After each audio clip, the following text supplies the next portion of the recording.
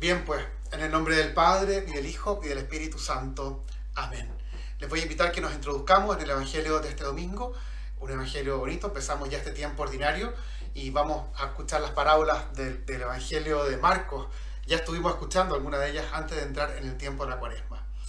Este domingo nos toca el capítulo 4 de Marcos y vamos a partir rezando con este Evangelio. Jesús decía a sus discípulos: el reino de Dios es como un hombre que echa la semilla en la tierra.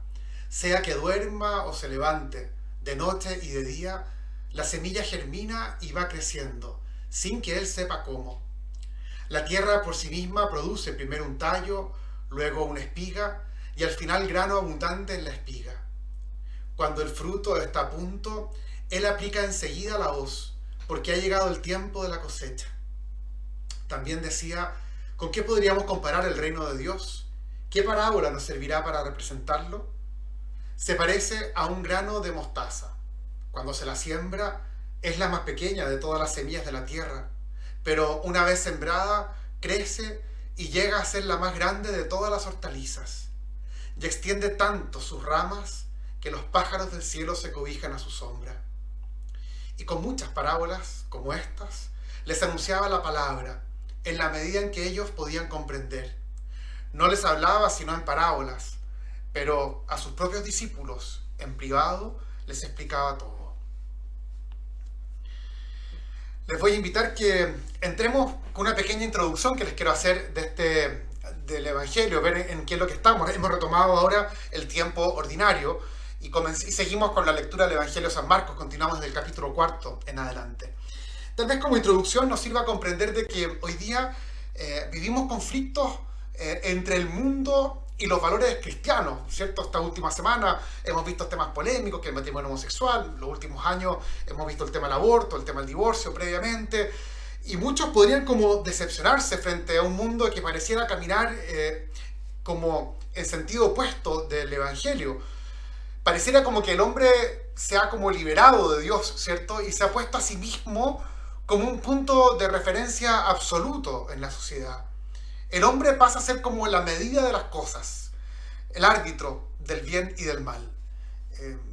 De hecho, pareciera que el bien y el mal no es algo que nos ha sido dado, sino que es algo que está como por definirse. Y esto tal vez lo que describe es lo que se llama el secularismo que vivimos en este tiempo. ¿Y por qué se da este secularismo? Bueno, en primer lugar, tal vez, entre otras cosas, se da porque hace un tiempo empezamos a poner al individuo en el centro de todo. Esto es un giro gigantesco que se da. A lo mejor encontramos las raíces cuando Descartes plantea que pienso, luego existo. Pareciera que el hombre entonces empieza a ponerse en el centro desde su conocimiento y todo el desarrollo científico posterior, y como que necesariamente conduce a esto. Claramente la humanidad lleva un camino que lo conduce a un individualismo separado del prójimo, del otro. Y a lo mejor hoy día vivimos consecuencias de esto. Algunos ven como causa que pareciera que hoy día la predicación de los sacerdotes, o tal vez la voz de los obispos, que está un poco más silenciada en este tiempo, pareciera que hay como timidez en recordar esas verdades de antes. Algunos incluso vienen acá y me reclaman, me dicen: padre, ¿por qué usted no predica más sobre el juicio de Dios, sobre la posibilidad de la condenación, sobre el castigo, y no como una amenaza, sino que, padre, para que entendiéramos que en el fondo que hay que tener como estar atento y despierto frente a lo que está pasando? Algunos piensan que por ahí está la solución, volver a lo que se enseñaba antes, que era una doctrina, ¿cierto? Tal vez incluso más dura. Vemos que hoy día muchos cristianos se presentan ante la sociedad con desánimo o con miedo también. Antes era impensable una sociedad sin hacer referencia a Dios y a los valores cristianos en ella. Hoy se entiende muy bien el mundo sin Dios. Hoy no se entiende al hombre, tal vez, sin referirnos al dinero, al placer, a la diversión. Algunos simplemente piensan que hay que resignarse a desaparecer, que es tal vez un poco la historia de nuestros países europeos. Y bueno, y surge la pregunta si vale la pena seguir evangelizando. ¿Tiene sentido seguir anunciando el Evangelio a los hijos? ¿Seguir viviendo el Evangelio? ¿Es una opción válida o no? Bueno, el Evangelio de hoy nos va a ayudar a responder esta pregunta. Es bueno aclararlo desde el principio. la realidad es otra. Hoy estamos pagando las consecuencias de una forma de evangelización que fue sin evangelio. Una forma de evangelización que fue más bien centrada en la doctrina o en la moral, pero no en el evangelio. Tal vez hoy día viene el tiempo de poner la mirada nuevamente en lo que está en el centro, que es la palabra de Dios y que lo transforma todo. El contexto del evangelio que hemos escuchado es el capítulo 4 de Marcos. ¿Se acuerdan que el evangelio previo que escuchamos, que viene justo en la parte anterior, es el de la semilla, que el sembrador que esparce la semilla y cae sobre 4 terrenos que son distintos, 3 de ellos que no da fruto, la semilla crece y se muere al rato, y en el último de esos 4 terrenos, ¿cierto?, nos intentamos ubicar nosotros, los cristianos, cuando producimos vida a partir de esta palabra que hemos escuchado. No se trata más de 4 tipos de personas distintas, ¿cierto? Y como que alguno podría pensar, bueno, hay que anunciar el evangelio a los últimos, a aquellos que tienen el corazón bien dispuesto. Sino que se refiere esta parábola famosa del sembrador a que en el corazón de cada persona hay espinas, hay piedras, hay terreno duro y hay que hacer que el mensaje pueda penetrar este corazón. Todos tenemos también una parte de nuestro corazón como un terreno bien dispuesto para acoger la palabra. ¿Qué es lo que pasa en la época de Jesús? Que los bautizados, los primeros cristianos, constatan que el evangelio no daba el resultado que ellos esperaban.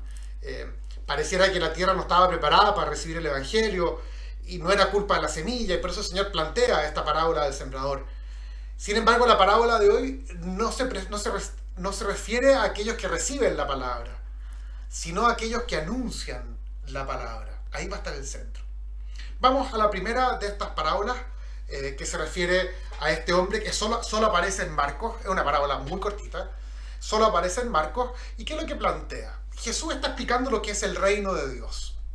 No se trata, ya lo hemos visto tantas veces, no se trata de un paraíso futuro. Ese no es el reino de Dios. Jesús no quiere establecer en el más allá su reino, sino que quiere establecerlo aquí, en el más acá. Dio inicio Cristo con su persona y con su mensaje a este reino. Acá se inicia un tiempo nuevo y una sociedad nueva, alternativa a la del mundo. Una sociedad que es plenamente humana. Y será plena esta sociedad cuando estemos juntos en la casa del Padre, en esa realidad última. El sembrador es Cristo, claramente, en esta parábola, pero también son los discípulos que quedan con la tarea de continuar la obra de Cristo. Al centro de esta parábola no está la acción del agricultor, sino que el centro está puesto en la semilla, en el crecimiento de esta semilla. El relieve que quiere poner la parábola está en la fuerza que tiene esta semilla. La semilla contiene todo el potencial de generar la vida, ¿cierto? Es bonito porque nosotros pensamos que a veces ponemos la confianza en nosotros, en el predicador, en el anuncio. No. Aquí la fuerza está en la semilla. Y también está, es muy bonito, en la tierra. Hay confianza en que la tierra es capaz de producir vida en esa semilla.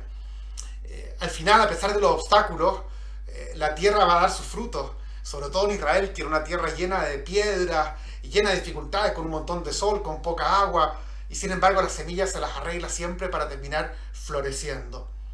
La fe en la semilla que puede cambiar el corazón y que puede crear un mundo nuevo. Eso está en el fondo de la propuesta de la parábola de hoy. La persona humana ha sido creada por Dios para acoger esta semilla. Hay como una fe en la bondad de la tierra y una fe en la fuerza de la semilla. El agricultor lo que hace, más que sembrar, ¿cierto?, arroja esta semilla, la va tirando. Tiene mucho de gratuidad esta siembra. Al arrojar la semilla no calcula dónde va cayendo. Cae sobre piedras, cae en el camino, eso no importa. Y tal vez una de las cosas que nos quiere resaltar este evangelio es que hay que tener esta gratuidad, hay que tener esta claridad de que la semilla tiene que ser esparcida por todas partes. Esa es la propuesta del Señor. No calculemos quién sí y quién no. Eso no nos corresponde a nosotros. Así se debe transmitir el mensaje del evangelio hoy. Sin exclusivismo, nadie tiene que apropiarse del mensaje, ni del mismo Dios. Nadie posee la verdad. Luego, se debe simplemente esperar el tiempo de la cosecha. Y aquí viene una segunda enseñanza de esta parábola que es muy importante. De hecho, le dedica muy poca importancia al sembrador y tampoco a la cosecha. Gran parte de la parábola consiste en explicar todo lo que pasa entre medio. Y entre medio desaparece el sembrador, se va a dormir a su casa, a no preocuparse porque no puede hacer mucho por esta semilla. Es inútil angustiarse y preocuparse. El proceso sigue su curso y no depende del agricultor. Fíjense que se detalla el crecimiento, dice que primero viene el tallo verde, luego viene la espiga y finalmente viene el grano maduro. Es un desarrollo asombroso el que se produce a partir de esta semilla, pero que no puede ser forzado por la persona, sino que requiere respetar los tiempos. Requiere tiempo la semilla para producir fruto. Hay como un contraste entre la inactividad del agricultor, que duerme, ¿cierto? Y la vitalidad de la semilla, que saca de la tierra toda su fuerza de vida y produce fruto. A veces yo pienso en los papás que se preocupan por sus hijos, que dedican toda su vida a educarlo y cuando entran a la adolescencia o en una edad juvenil se complican entero y parece que quieren dejar la iglesia, dejar la fe, dejarlo todo. Y uno dice, chuta, pero ¿cómo? ¿Qué fue el trabajo que yo hice? O pasa con el cura cuando predica y termina la misa y uno ve que todo sigue igual. Me imagino cuando hacen catequesis con los niños también en el colegio y se les explica una parábola preciosa y sin embargo salen al recreo y la preocupación de los niños, quién tiene el mejor teléfono, quién, qué sé yo, quién, como que pareciera que nada cambia, como que todo sigue igual, ¿cierto? Nos pasa mucho eso. Y nos preguntamos por la utilidad que tiene la evangelización. ¿Tiene sentido o no tiene sentido? ¿Es útil o no esta evangelización? Bueno, el Evangelio hoy día nos invita a tener paciencia y confianza. Paciencia porque el tiempo de Dios es un tiempo distinto y confianza en la semilla que es el Evangelio. Hay que dejar que la semilla haga su trabajo. No hay que decirle a la semilla lo que debe hacer, ¿cierto? La semilla sigue su propio ritmo. La transformación de las personas lleva años, años. La palabra, cuando entra en el corazón, tiene una dinámica que es imparable, es incontenible la fuerza de esta palabra, de la palabra. El que oye la palabra de verdad simplemente no sigue siendo la misma persona. Esa es la enseñanza de esta parábola. Uno se desanima porque no ve los resultados de forma inmediata. Hay aquí una como invitación a confiar, ¿cierto?, en esta fuerza de vida, en este mensaje de Cristo. No hay que como complementarlo y añadirles cosas para que sea mejor comprendido, para que pueda caer un poco mejor. A veces como le añadimos cosas humanas, sentido común humano o sabiduría del mundo. No nos perdamos, no nos perdamos. Esto no funciona con números humanos. Esto no es el éxito. El éxito de la eficacia, lo que nos va a hacer medir la fuerza que tiene el Evangelio. Tendemos a desanimarnos cuando vemos los números de personas que abandonan la iglesia, los números de la forma de vida que hoy se hace como atractiva, que seduce a las nuevas generaciones. Tendemos a afectarnos, pero atentos. ¿Cuál es el verdadero éxito del Evangelio? Tendemos a querer intervenir en este proceso, tendemos a querer acelerarlo y cayendo en métodos muchas veces equivocados que terminan no respetando a la persona, sus tiempos o su misma libertad. Es la espada que muchas veces se ha utilizado para forzar la conversión de los pueblos. Eso no puede ser. Tenemos una mentalidad de eficiencia, pero no se trata del mundo de la producción esto, sino que se trata del mundo del amor, donde las decisiones no pueden ser tomadas apresuradamente, sino que tienen que ser tomadas en libertad. Los entusiasmos rápidos, inmediatos, duran poco. La prisa no favorece las opciones libres. Aquí se trata de otra cosa. Aquí se trata de la conversión, de la transformación de la vida, de descubrir que la vida consiste en dejarse cambiar por el Señor y por su palabra. Cuando apresuramos las cosas, nos dejamos llevar por la impaciencia, por el ansia de la eficacia, y lo único que conseguimos es aparecer como personas arrogantes, intolerables. Una primera parábola que nos invita a la paciencia y a la confianza. Hay una segunda parábola en este evangelio, ¿cierto? Que es la parábola del grano de mostaza, que para comprenderlo es bueno ir a la primera lectura que se escucha este domingo, que es del profeta Ezequiel. El Señor parte diciendo en esta segunda parábola, ¿con qué voy a comparar el reino? Y la respuesta era obvia, porque la respuesta ya estaba dada en el Antiguo Testamento, y la respuesta es con el cedro del Líbano. Esa es la comparación apropiada, porque los cedros del Líbano son signo de la majestuosidad, ¿cierto? De hecho, el profeta Ezequiel, en el capítulo 31, Ezequiel vive en el destierro, en Babilonia, y en el capítulo 31 lo dice directamente: ¿a quién compararé tu grandeza? Refería a Egipto, lo dice el profeta. Bueno, al cedro del Líbano es la respuesta. Se encumbró con su altura sobre todos los árboles del campo, el árbol más grande de todo. Se multiplicaron sus ramas, y ahí, bajo sus ramas, hacen nido todas las aves del cielo, que se refiere a todas las naciones.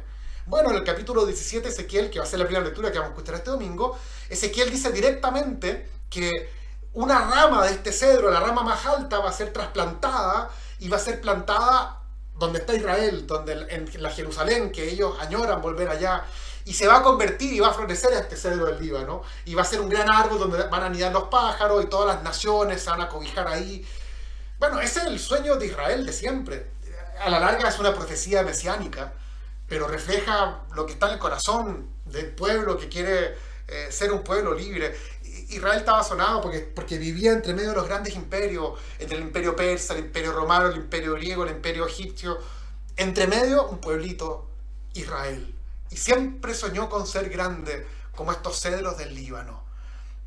Tal vez nosotros, si nos hubiera preguntado el Señor con qué compararé el reino, le hubiéramos respondido de la misma forma: con el cedro del Líbano, ese cedro majestuoso, ¿cierto? Que crece a más recto, alto, gigantesco, y que es tan significativo.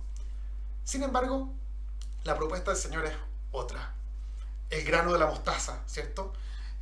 Dice, no, se parece a un grano de mostaza. Ahí puesto un dibujo del tamaño de un granito de mostaza, ¿cierto? Que se decía que era la semilla más chica. Hay otras mucho más chicas hoy día, pero la más chica de todas, y sin embargo crecía rápidamente. Habla del contraste, esta parábola, entre la pequeñez del comienzo y la grandeza de los resultados. Ojo, no es un exitismo de la iglesia lo que está detrás de esto, como algunos lo podrían interpretar. Desde una semilla minúscula llega a crecer un arbusto que a orillas del mar de Galilea, del lago de Galilea, puede alcanzar los 2 metros y medio. Es un arbusto que vive una temporada y que vuelve a crecer todos los años con la semilla, pero de la semilla minúscula sale este arbusto, donde incluso algún pájaro se podría poner ahí bajo este. Bueno, es un poco decepcionante la imagen, no se hagan demasiadas ilusiones. Ahí está la flor de este mostaza. Es chiquitita, estas vainas tienen 3 o 4 semillas, es chiquitita, pero una planta que crece hasta 2 metros. Un poco decepcionante porque toma la figura de la semilla más pequeña, que se desarrolla en una sola estación, y no dura cientos de años como los cedros del Líbano, crece una temporada, un par de metros y muere. Alcanza a ser grande dentro del huerto, no dentro del bosque, ¿cierto? Sino que no es como un cedro la propuesta del Señor. Pero tiene su grandeza.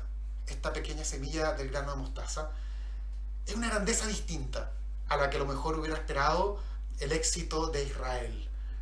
Y esto también es muy interesante y sigue siendo una gran enseñanza.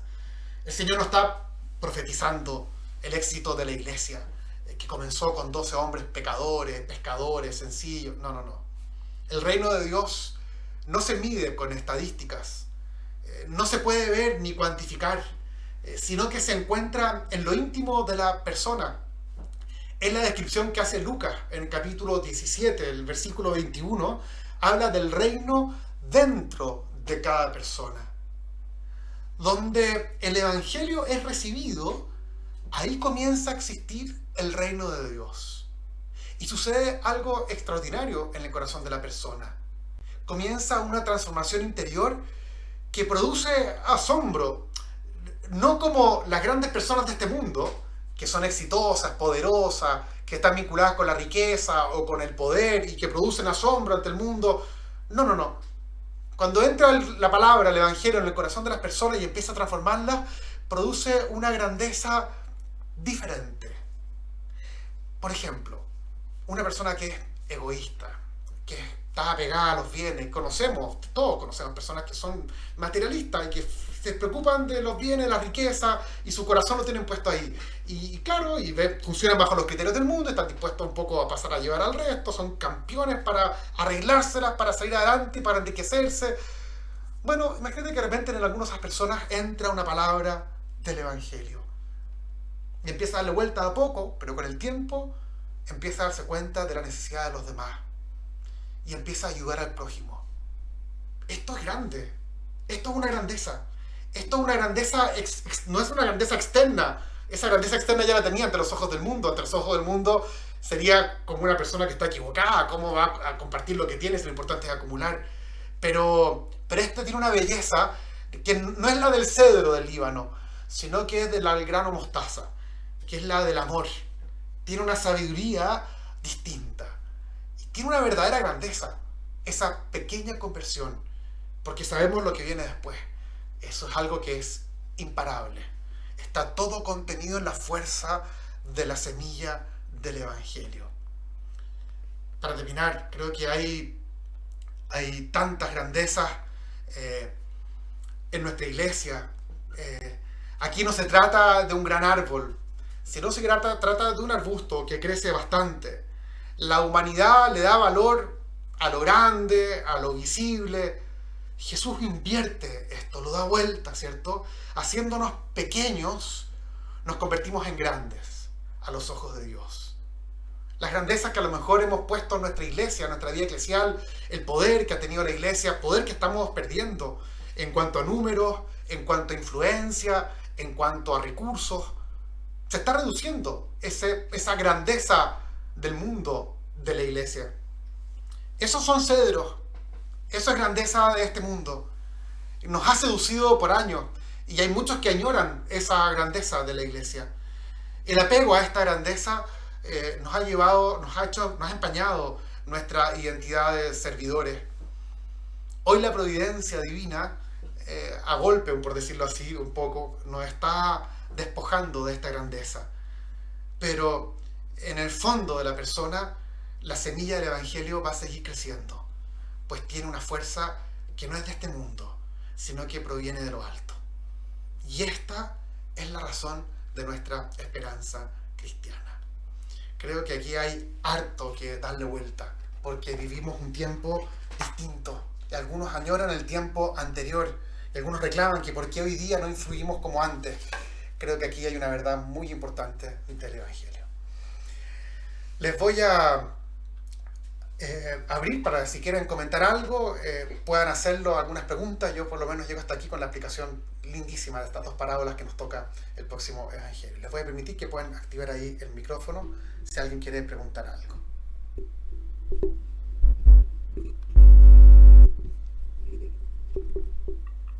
¿Puedo hacer una preguntita?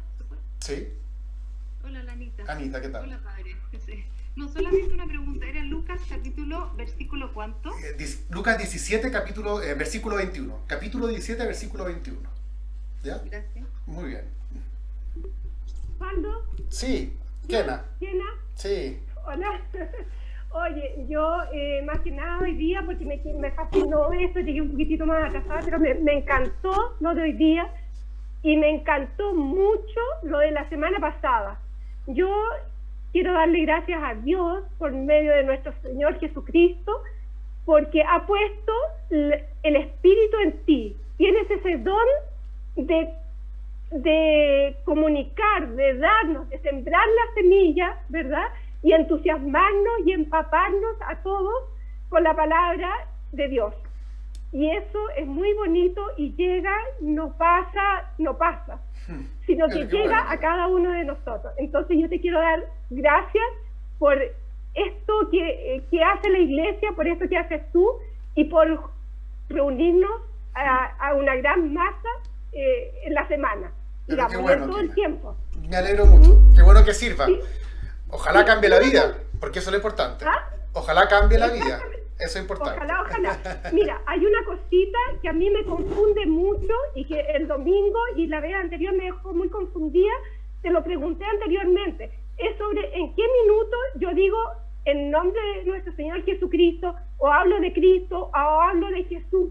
Eso me confunde mucho, porque yo te escuché la semana pasada y en la misa también, y te vas de un nombre a otro, lo nombras de una forma de otro, y eso como que yo no sé en qué tiempo situarme, si situarme en algún tiempo, en una época, o cómo hacerlo.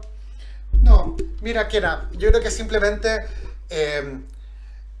lo que te puede servir es que a veces cuando hablamos de Jesús es una referencia más bien a Jesús histórico, cuando todavía estaba vivo, cuando nos referimos a sus milagros o a sus enseñanzas. Y a veces cuando usamos la palabra Jesucristo o Cristo, es más bien referida a Jesús ya resucitado, que hoy día está presente junto al Padre. Por ejemplo, el Jesús de la Eucaristía es ese Cristo ya resucitado.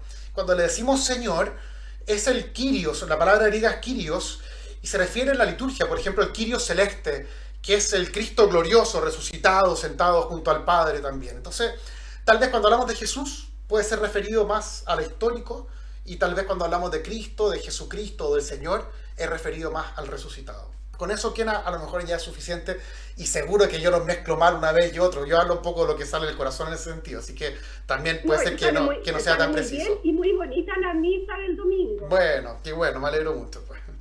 No sé si alguien más quiere preguntar algo, se anima a comentar algo, o no. Yo, Osvaldo. Adelante, ¿quién es? La Teresita. Teresita, adelante. Decir que encuentro muy emocionante lo que nos dices hoy de este Evangelio, esta vuelta de la Iglesia, y también se tomó, ojalá, nuestra vuelta de todos nosotros, ¿no es cierto? Uh-huh. a lo primero, a lo original, ¿no es cierto? Uh-huh. Sí. Y toda esa grandeza de la Iglesia a la cual alude, y todo ese poder que ejerció y ha ejercido por tantos siglos, que algunos echan de menos, volviendo ahora pasando a otra etapa. Yo estoy de acuerdo contigo, Teresita. Lo encuentro emocionante, la verdad. Sí, estoy totalmente de acuerdo contigo. Yo creo que nos entrampamos en como un exitismo que ha estado vinculado al poder, y no necesariamente de forma mala, no sé si capta, si que la sociedad haya sido cristiana en gran medida, es algo bueno, pero llegó un momento en que quedamos como apernados a ese poder. Lo vemos un poco en el mundo de los políticos, que tratan de mantenerse con el poder a cualquier costa, son capaces de aliarse con quien sea para no perder ese poder. Bueno, nos ha pasado como iglesia eso, y hemos evangelizado a la larga de una forma como de mantener ese estatus, y creo que eso es una pobreza muy grande. Creo que es muy importante que como iglesia volvamos al Evangelio. El resto nos pierde, nos hace confundirnos, no nos hace avanzar, nos hace estancarnos, y nos da mucha libertad, creo, ir perdiendo ese poder. Entonces seremos menos. ¿Se acuerdan que Papa Benedicto lo dijo creo que fue el año 70, cuando él dice que él ve una iglesia futura mucho más reducida, con muchos menos cristianos, minoría totalmente, y mucho más sincera, mucho más de verdad, mucho más transparente? Yo creo que es un poco lo que estamos viviendo, y creo que es un bien para nuestra iglesia. Entramparnos en ese poder ante la sociedad, creo que es meter criterios del mundo que no corresponden, así de simple. Sí, eso creo. Loreto, ¿tú quieres preguntar algo, me parece?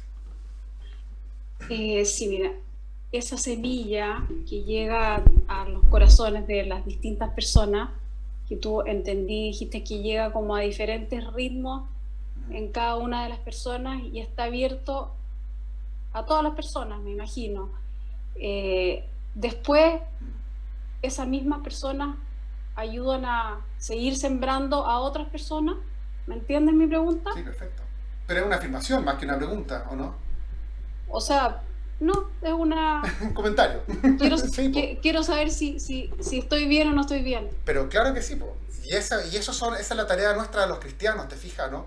Esto es muy bonito porque nosotros hemos recibido la fe de otra persona que nos la ha comunicado. hay otra persona que nos mostró esto. Y son nuestros padres, son nuestros catequistas, fue alguna experiencia que tuve, algún retiro, algo que leí, no lo sé. Pero a través de otras personas se va comunicando esta semilla del Evangelio y que se va sembrando en los corazones. Entonces, dos cosas creo que es importante aquí. Uno, descubrir la importancia del testimonio de los demás es fundamental.